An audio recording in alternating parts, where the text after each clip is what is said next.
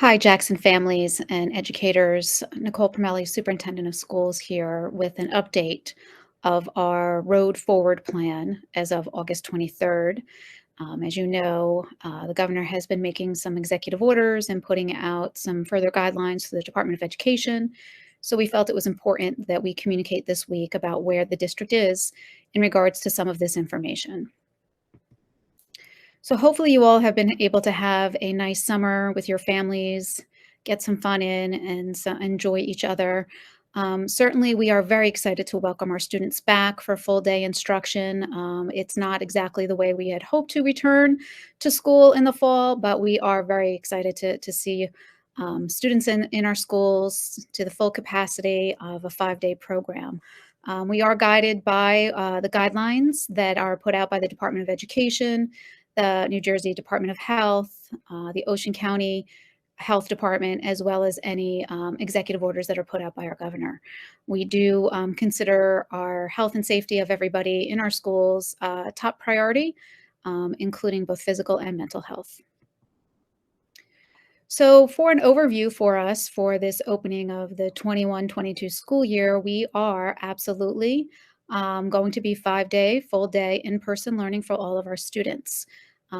Everything in this presentation is subject to any change by any guideline or any executive order. As you know, things are changing on a daily basis.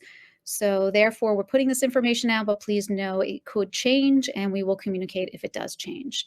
We are expecting normal schedules for our students. We will be serving lunch every day, hot and cold options, and lunch again for this year will be free for all of our students.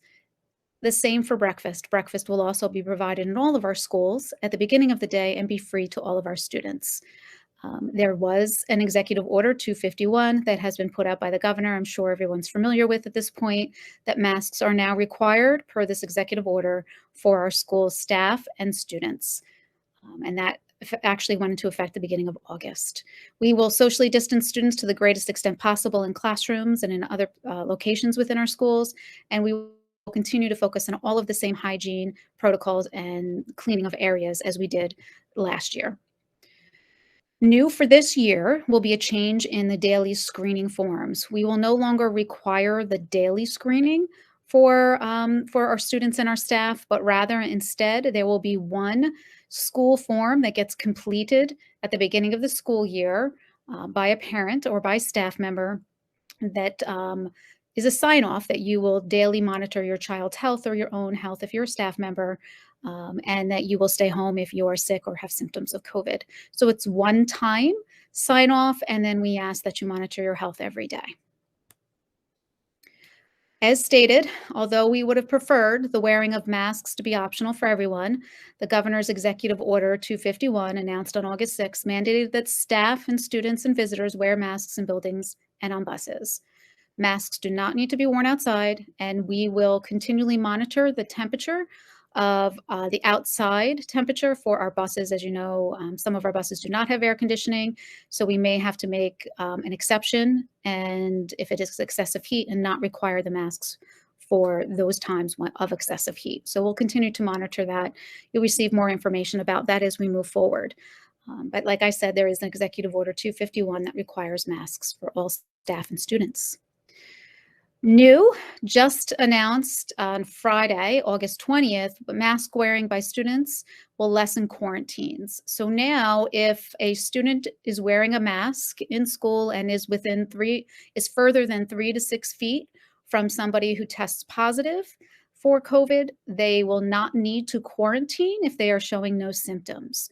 So that is a great benefit for our students. There'll be less quarantining needed for students if they are wearing a face mask. So this was just newly released by the Department of Education, and we are happy to know that hopefully we will be not needing to quarantine as many students now that this is in place. So again, any student who is wearing a mask and is further than 3 to 6 feet from somebody who also is wearing a mask but tests positive, they will no longer need to quarantine unless they are showing symptoms. So that's a real big plus for us. Like I said, less quarantining will be needed, and we're happy about that. We want our students in our schools.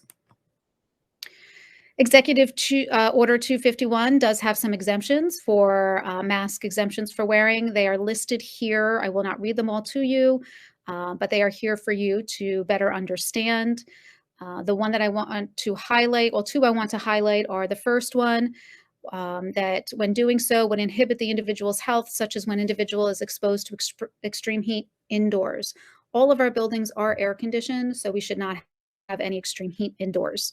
The third bullet here is the exemption through either an IEP, a special education process, if your child has an IEP and is a special education student, or through a Section 504 plan in which an exemption for the face mask can be made. So let me explain a little bit more about the 504 exemption to mask wearing.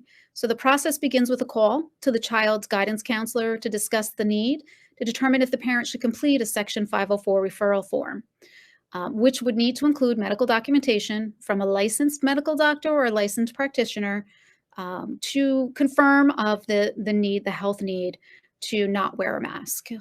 From there, the 504 team will convene and make a decision, and if it so warrants, write a temporary 504 for the student not to wear the face covering.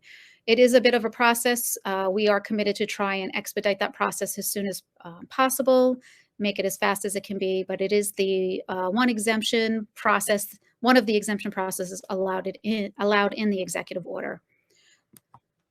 We understand that there are many families who would prefer students not to wear their masks. We understand that.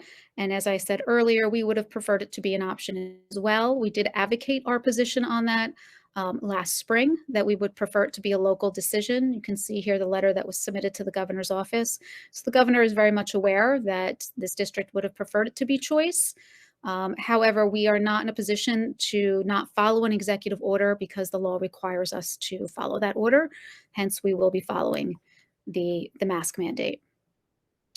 Again, just as a little education, we are required by law to follow executive orders. They are enforced by law enforcement. Schools are required to follow executive orders, and the Board of Ed and administrators are obligated to follow the law, as you can see here, the law and the code. And there are consequences for not following the executive order. There are penalties. Most importantly, I'd be concerned of the loss of state aid to our town, to our district. As you know, we are already losing millions of dollars, and we really could not sustain our programs if we lost any more money. Again, these are some of the reasons why we will need to follow the executive order. It is enforced by law. The executive order itself talks about the importance of any agency or political affiliation or governing body not to interfere with any part of the executive order, as you can see quoted here on this slide.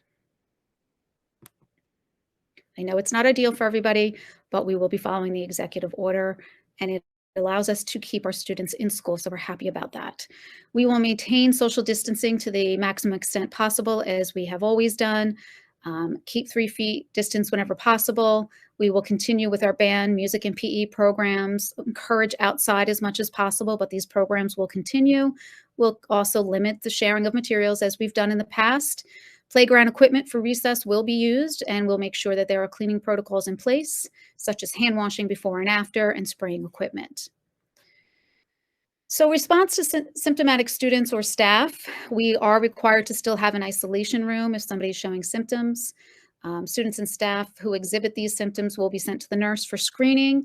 We've been through this before. We all know that we screen for at least 2 of the compatible symptoms for COVID that are listed there, or at least 1 that is listed there of cough, shortness of breath, difficult breathing, or loss of taste or smell. So contact tracing is going to look a little bit different now, as we have some folks who are vaccinated. Some of our students from age 12 and up may be vaccinated, but we are still required to contact trace. Again, there is now the caveat in the guidelines that if a student has a mask on and has been 3 feet or further from a positive case and not showing any symptoms, they will not need to quarantine. We will continue with our seating charts, both in school and on our buses, to be able to effectively contact trace if needed. Somebody is vaccinated, they do not need to quarantine unless they are showing symptoms, or if somebody has had COVID within 90 days, they do not need to quarantine either. So all of those things have been in place for a while. If somebody is unvaccinated, they will need to follow the quarantine in accordance with the activity levels. You've heard me talk about this before, whether it's green, yellow, or orange. All those same guidelines are in place for us. You see them listed here. This is the chart that I'm speaking about with the green, yellow, and the orange activity levels. We currently are in a high risk orange level, which means if you are unvaccinated, you will need to quarantine for 14 days. If you are vaccinated, you do not need to quarantine again unless you are showing symptoms.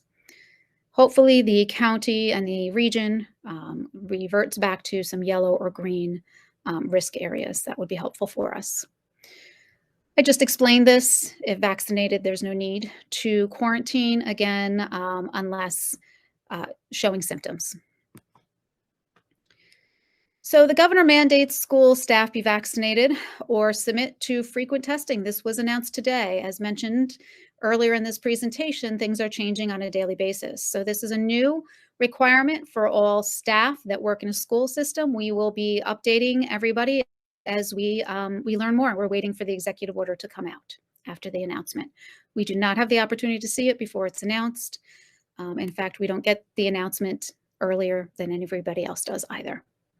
The governor has also made it clear in his executive orders there will be no full remote program offered this year in any of our schools. And so what that means is it's full-time in-person learning for everyone. There is homebound instruction that has always been available if there is a medical need. So if there is a medical reason why your child is not able to come to school, we ask you to follow the homebound instruction process outlined here. Homebound instruction features 5 hours of instruction a week for general education and 10 hours a week for special education students. There's paperwork, documentation from a medical doctor that's required, and that homebound instruction gets reviewed every 30 days. Educating quarantine students. Hopefully we'll have a lot less quarantining happening with the new caveat in the guidelines of if you're masked, you do not need to quarantine if exposed. But there are 3 categories of quarantine instruction. Obviously, somebody tests positive, they will need to quarantine. If a student is determined by the district as a close contact, they will need to quarantine. And then if a student with COVID-compatible symptoms has been seen by a doctor detailing the fact that there are compatible symptoms and they need to stay home, those are the 3 ways in which educating quarantine students would occur. So what does quarantine instruction look like? Well, teachers will still maintain their Google Classrooms. Every teacher will have a Google Classroom that will post work and assignments on a daily basis. Quarantine students will complete that work independently from home during the school day. They will have availability all day to complete that work. Students will be provided the opportunity for 1 hour of virtual instruction per day, 2 hours for special education students after school hours. This will be provided as direct instruction from an educator, hopefully by the classroom teacher, otherwise at least by somebody within that school, a certified teacher. It will be more direct instruction, and students in the same class or grade will be taught together. And again, when possible, we will have the teacher do that direct instruction after school to help students catch up with anything they may have missed. The quarantine instruction that we have planned right now, as I just described, will remain in place as long as our quarantine numbers do not grow. If our quarantine numbers grow significantly, we may have to shift to synchronous learning. But one of the things that we've learned through this entire process is that synchronous learning is not ideal. You do not get enough direct instruction from a teacher. Hence, we are using the quarantine education model that I just described a few slides earlier. Everything is still going to remain in place in regards to back to school nights and parent-teacher conferences. They will be offered in person, but there's also a virtual aspect available for people who perhaps aren't comfortable coming to school. And that's listed here for you. We will continue to offer all of our athletic programs following the NJSIAA guidelines and keeping all of our safety protocols in place. so that we can continue to offer athletics within our schools. Our concerts, events, and field trips will all remain in person. We will continue to offer all of those things, again, with safety protocols in place, but they will all be available to our students. Any IEP meetings will be held in person unless a parent requests virtual meetings. As outlined in the executive orders, visitors will be allowed into the schools, but on a limited, essential situation basis. We are not going to be allowing any guests during parties and things at this very moment. That could change, and hopefully we can allow that to happen once some of the activity levels drop back to yellow or green. Again, as the executive order indicates, all visitors to the schools must wear face coverings.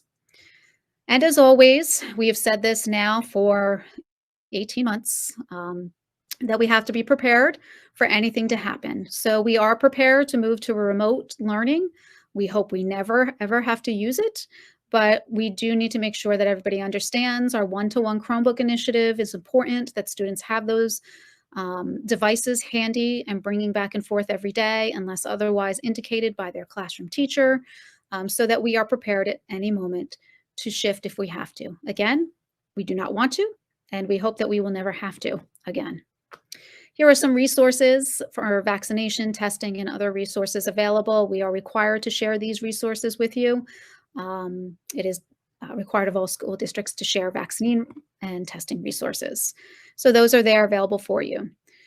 We'll continue to keep you updated with any changes. This situation is not ideal, not how any of us wanted to start this fall, but we believe we can get through it by working together to keep our schools open for learning and activities. That's the key, keeping our students here, engaged in learning and wanting to be at school. So please be patient. It's not the way any of us would want to start the school year. We must work together, and we will continue to keep you updated. Thank you for your patience, for your understanding, and hopefully after this fall, we move forward and we are in a much smoother place. We will continue to keep you updated. Take care, everyone, and we'll see you in a couple weeks.